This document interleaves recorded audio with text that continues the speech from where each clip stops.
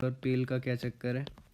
तो नॉर्मल ऐसा माना जाता है कि जो हमारा लिवर डिक्रीज लिवर फंक्शन है उसका एक कॉज ये है कि इंट्रा हेपेटिक ऑब्स्ट्रक्शन हो जाता है कभी कभी। तो मान लो अगर हमारा ये लिवर है और इसके अंदर से बाइल जो है बाइल डक्ट में आने वाला था, इंट्रा हेपेटिक ऑब्स्ट्रक्शन है, तो क्या होगा कि जो है हमारा कॉन्जुगेटेड बिलिरुबिन जो है वो बना पर यहाँ से वापस आ जाएगा सीरम में। अब कॉन्जुगेटेड बिलिरुबिन की खास बात ये होती है कि वो सॉल्युबल होता है। अभी हमने पहले पढ़ा था कि जो अनकॉन्जुगेटेड होता है वो इनसॉल्युबल होता है, तो वो यूरिन में एक्सक्रीट आउट नहीं होता है। तो जो कॉन्जुगेटेड होता है वो सॉल्युबल होता है, वो यूरिन में एक्सक्रीट आउट होता है, तो वो यूरिन को जो है नॉर्मल कलर दे पाता है। तो अगर तो हमारा डिक्रीज हिपैटिक फंक्शन का कॉज इंट्रा हिपैटिक ऑब्स्ट्रक्शन है, तो हमारा कॉन्जुगेट है वो सीरम में जो है वो हमारे यूरिन को कलर दे देगा। और अगर कोई और कॉज है जैसे कि हमने पढ़ा हेपेटाइटिस या कोई और कॉज, तो ये वाली चीज़ नहीं होगी और there will be pale urine. तो हमारा नॉर्मल भी हो सकता है और पेल भी हो सकता है डिपेंडिंग ऑन द कॉज। हमने ये समझ लिया यूरिन कलर। अब हम आते हैं स्टूल पे। स्टूल पे तो सिंपल है कि डिक्रीज टर्कोबिलिनोजन है, क्योंकि अब जो है बाइल तो जा नहीं रहा नीचे, क्योंकि फॉर्मेशन ही नहीं हो रही कॉन्जुगेटेड बिलिरुबिन की। अब जो है हमने ऊपर दो पढ़े थे, गिलब्रेट सिंड्रोम एंड क्रिगलर नाजर सिंड्रोम। इसमें होता क्या है अब देखते हैं हम। ये बहुत ही इंपॉर्टेंट है एग्ज़ाम पर्सपेक्टिव से। तो सबसे पहले गिलब्रेट syndrome.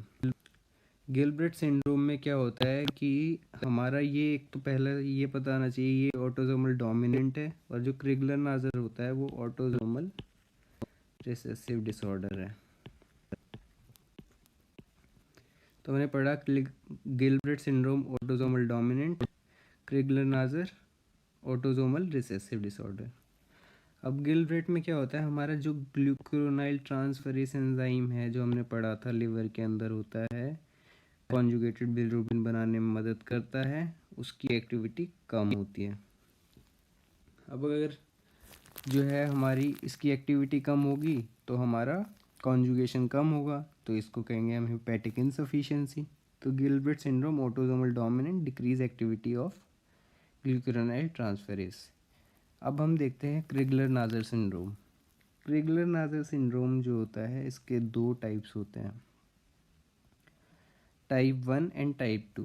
Type 1 Crigler Najjar syndrome में क्या होता है कि जो हमारा एंजाइम होता है सेम एंजाइम, इसकी कंप्लीट डेफिशिएंसी होती है, और टाइप 2 में पार्शियल डेफिशिएंसी।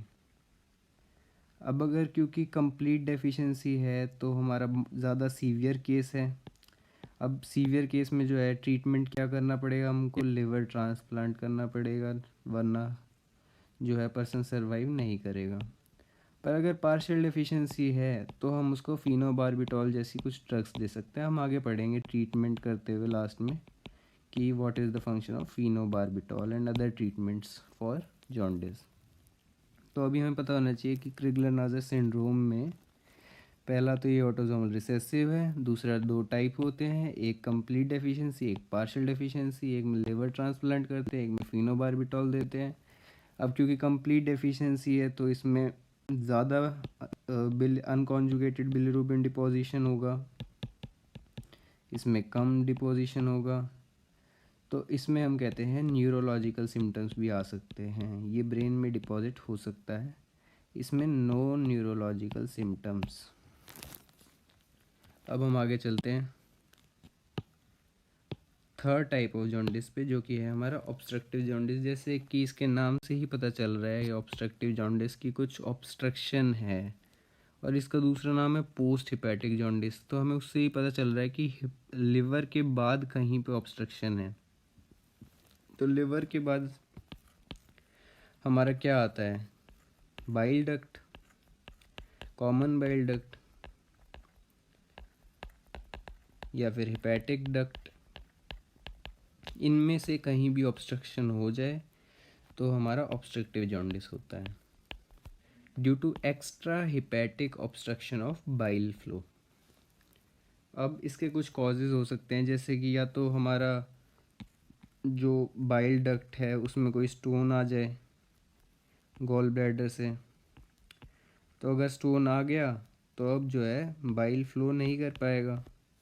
या फिर बाइल डक्ट एट्रेसिया हो जाए, जो हमारी बाइल डक्ट है उसका एट्रेसिया हो गया, तो अब फिर बाइल जो है आगे फ्लो नहीं कर पाएगा। और तीसरा जो है carcinoma of head of pancreas, ये हमारा लास्ट है, क्योंकि जो है हमें एनाटमी से पता है कि ये हमारा लिवर है और ये हमारा डुओडेनम में ओपन होता है। अब डुओडेनम में जब ये ओपन होता है तो हमें पता है यहाँ पे जो है ऐसे पेनक्रियास की लोकेशन होती है। तो अगर हमारा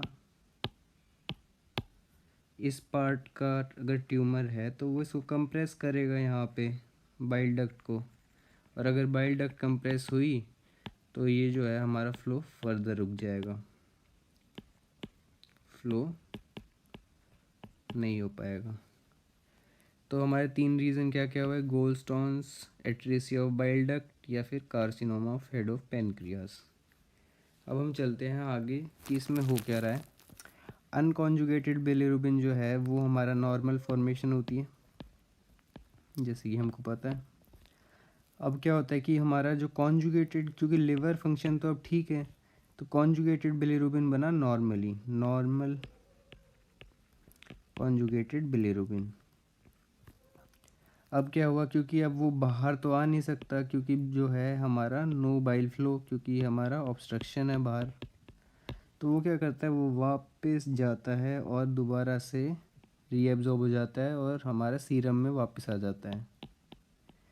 तो अब सारा का सारा जो नॉर्मल अनकॉन्जुगेटेड बिलिरुबिन है अंदर कॉन्जुगेटेड बना, कॉन्जुगेटेड दोबारा बाहर आ गया, तो अब हमारे जो सीरम में है कॉन्जुगेटेड बिलिरुबिन आ चुका है, और ये जो है एक्सक्रीट आउट हो सकता है यूरिन में, जैसे कि हमने पीछे पढ़ा था कि जो कॉन्जुगेटेड बिलिरुबिन है ये सॉल्यूबल होता है, तो ये हमारा यूरिन में एक्सक्रीट आउट हो सकता है। अब ये एक्सक्रीट आउट हुआ यूरिन में तो येलो डिस्कलरेशन होती है यूरिन की। तो अब हमारा, क्योंकि एक तो ये पार्ट हो गया येलो कलर ऑफ यूरिन, अब क्योंकि बाइल फ्लो नहीं हो पा रहा तो क्या होता है कि जो हमारा स्टर्कोबिलिनोजन है वो कम बनेगा, यूरोबिलिनोजन है वो कम बनेगा, तो क्ले कलर स्टूल रहेगा, बट जो यूरिन है वो हमारी येलो कलर की रहेगी, नॉर्मल कलर। तो ये है हमारा ऑब्स्ट्रक्टिव जॉन्डिस। इसमें लैब फाइंडिंग्स क्या होंगी, इसकी लैब फाइंडिंग्स में क्या होगा, सीरम में आप बताइए कि कॉन्जुगेटेड बिलिरुबिन बढ़ा हुआ है या अनकॉन्जुगेटेड। तो yes, there will be increase in conjugated bilirubin, और यूरिन में there will be increase in conjugated bilirubin, क्योंकि वो रीएब्जॉर्ब हो गया था, याद है हमें, नीचे तो ऑब्स्ट्रक्शन थी तो वो वापस ऊपर चला गया था, तो there will be increase in conjugated bilirubin. और स्टूल्स में क्या होगा फिर, स्टूल्स में तो डिक्रीज टर्कोबिलिनोजन, क्योंकि जो हमारी बाइल डक्ट है वही ऑब्स्ट्रक्टिव है, तो डुओडेनम में कुछ आया नहीं, तो एक्सक्रीट आउट कुछ हुआ नहीं स्टूल्स में, तो डिक्रीज टर्कोबिलिनोजन, तो क्ले कलर्ड स्टूल्स, बिल्कुल जो है हमारा क्ले कलर स्टूल होते हैं, बिल्कुल भी कोई कलर नहीं होता। अब ये 3 टाइप के जॉन्डिस के बाद एक जो मेन चीज़ एग्ज़ाम में पूछी जाती है, बहुत इम्पॉर्टेंट, नियोनेटल जॉन्डिस, बच्चों में होने वाला जॉन्डिस पीडियाट्रिक पेशेंट्स में।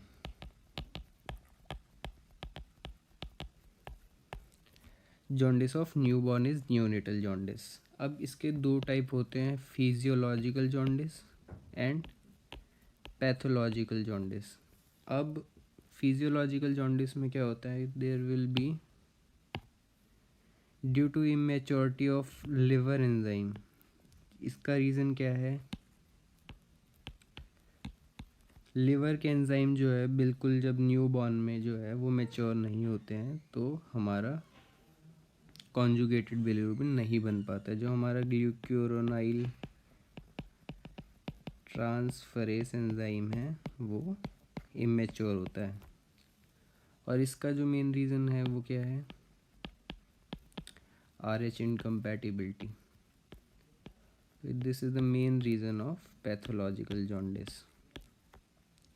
इनका जो मेन डिफरेंशिएटिंग फीचर है, कैसे डॉक्टर को पता चलेगा कि ये फिजियोलॉजिकल जॉन्डिस हो रहा है पैथोलॉजिकल, तो जो हमारा फिजियोलॉजिकल है वो 2 से 3 दिन बाद होता है, 2 to 3 डे आफ्टर बर्थ।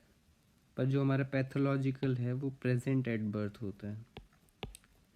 तो ये बहुत ही इम्पॉर्टेंट है diagnostic feature for neonatal jaundice, type of neonatal jaundice. फिर तीसरा हमें इसमें पता होना चाहिए बिलिरुबिन लेवल्स। फिजियोलॉजिकल जॉन्डिस कम सीवियर होता है तो इसमें 10 to 15 मिलीग्राम %, और जो हमारा पैथोलॉजिकल होता है वो ज़्यादा सीवियर होता है तो उसमें 25 milligram %। It is very high bilirubin levels. अब क्योंकि इसमें ज़्यादा हाई बिलिरुबिन लेवल नहीं है तो उसमें न्यूरोलॉजिकल सिम्टम्स एब्सेंट होते हैं, कोई न्यूरोलॉजिकल सिम्टम नहीं होता। पर इसमें 25 से ज़्यादा होने की वजह से जो है ये ब्लड ब्रेन बैरियर को क्रॉस करता है और ब्रेन में डिपॉजिट हो जाता है, और इसी को ही हम कहते हैं कर्निकटेरस। ये बहुत इंपॉर्टेंट टर्म है। Deposition of unconjugated bilirubin inside brain is known as kernicterus. अब जो हमारा फिजियोलॉजिकल जॉन्डिस है वो जो है अपने आप ठीक हो जाता है 1 से 2 वीक में, पर जो हमारा पैथोलॉजिकल है उसमें जो है वो अपने आप से ठीक नहीं होता, हमें ब्लड ट्रांसफ्यूजन देना पड़ता है, बार बार ब्लड ट्रांसफ्यूजन देना पड़ता है।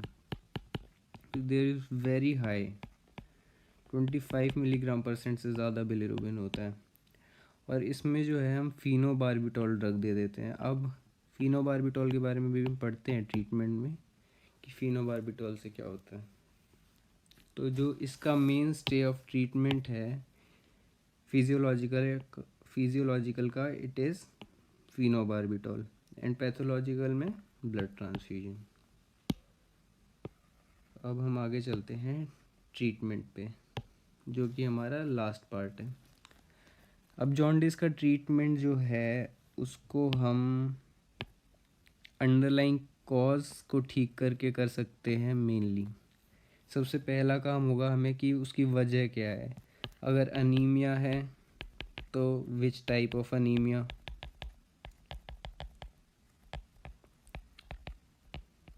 अगर ऑब्स्ट्रक्शन है तो हमें ऑब्स्ट्रक्शन हटानी पड़ेगी। सर्जिकल ट्रीटमेंट, तो डिपेंडिंग ऑन कॉज जो है हमें अंडरलाइंग कॉज पता लगाना है, फिर जो है हम उसको ट्रीट कर सकते हैं। दूसरा फिनोबार्बिटॉल, जैसे कि हमने अभी पढ़ा था फिनोबार्बिटॉल कई जगह, जैसे कि पैथोलॉजिकल जॉन्डिस में, फिजियोलॉजिकल नियोनेटल जॉन्डिस में अभी हमने पढ़ा था। तो फिनोबार्बिटॉल ड्रग का क्या काम होता है कि वो जो है हमारा ग्लूक्यूरोनाइल ट्रांसफरेस एंजाइम को कन्वर्ट इंड्यूस कराता है, इस एंजाइम का इंड्यूसर है। अब ग्लूक्यूरोनाइल ट्रांसफरेस एंजाइम ज़्यादा काम करेगा तो जो हमारा अनकॉन्जुगेटेड है बिलिरुबिन वो ज़्यादा कॉन्जुगेटेड बिलिरुबिन बनेगा। तीसरा फोटोथेरेपी। फोटोथेरेपी में क्या होता है कि जो हमारा बिलिरुबिन होता है unconjugated, it is in Z isomer. Z isomer जो होता है वो इनसोल्यूबल होता है। हम क्या करते हैं, यूवी रेज देते हैं, यूवी रेज से जो अनकॉन्जुगेटेड बिलिरुबिन है वो ई आइसोमर में कन्वर्ट हो जाता है। ई आइसोमर में, ई आइसोमर जो है वो सोल्यूबल होता है तो वो एक्सक्रीट आउट हो जाता है इन यूरिन। ये होता है फोटोथेरेपी। और लास्ट जो है ब्लड ट्रांसफ्यूजन। इमरजेंसी केसेस में जब बहुत ही ज़्यादा बिलिरुबिन लेवल हो ग्रेटर देन 25 मिलीग्राम %, तो हम कहते हैं कि it is we should give blood transfusion immediately, which we give in pathological neonatal jaundice.